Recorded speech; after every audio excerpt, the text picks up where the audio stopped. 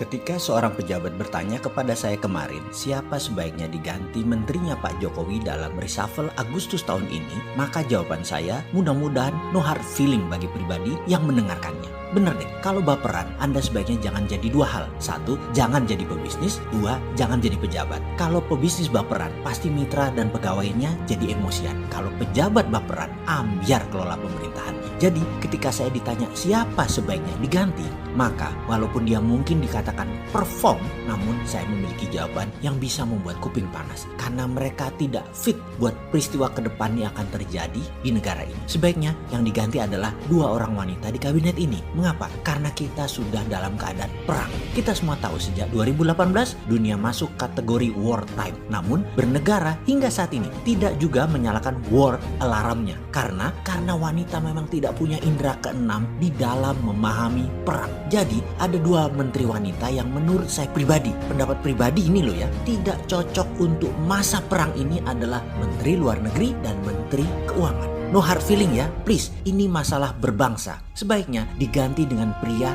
yang berpengalaman. Dan saya secara pribadi tidak mengenal secara dalam mereka. Namun rekam jejak mereka membuktikan saat ini masa yang tepat untuk mereka masuk di kabinet. Pertama, Pak Sudrajat, Majen Purnawirawan, di mana beliau pernah menjadi calon gubernur Jawa Barat. Beliau pernah menjadi dubes di Cina cukup lama sehingga mengenal dengan baik dalam tanda petik what is inside China. Juga pernah lama menjadi atase pertahanan di Amerika dan Inggris. Tiga negara ini saat ini pemain utama perang dagang dan perang-perang lainnya yang mereka lakukan seperti biological warfare, currency warfare, dan banyak lagi. Kehadiran orang yang paham diplomasi tingkat tinggi ini penting. Beliau menurut saya sangat pantas. Kedua, menggantikan ibu yang telah berprestasi hingga saat ini. Namun ke depan menurut saya seorang dosen senior yang saat ini mengajar di Cornell University, Bapak Iwan Jaya Aziz, ada baiknya menggantikan posisi ibu menteri sekarang. Prinsip ekonominya lebih pas di dalam menghadapi masa sulit di tahun hadapan.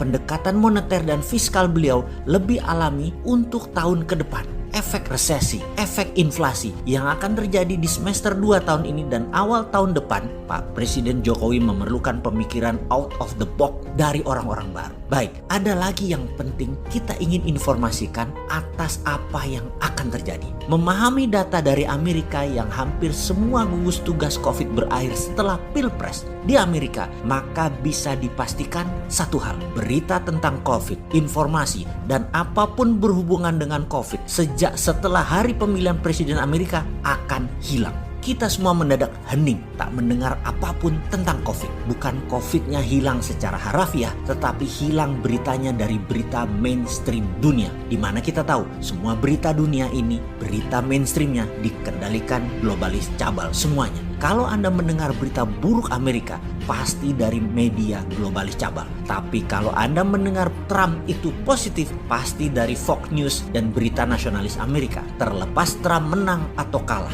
berita COVID hilang. Artinya, COVID bukan health issue, tetapi COVID-19 adalah political tools. Saya teringat kata-kata mantan Menteri Kesehatan Ibu Siti Fadilah yang saya anggap the forgotten hero atau pahlawan tak dikenal. Pahlawan yang memenangkan perang biologi SARS di Indonesia. Dia pernah mengatakan, saya sekarang kalah, tetapi dulu saya pernah menang. Saya memenangkan perang melawan virus bukan dengan vaksin, tetapi dengan politik.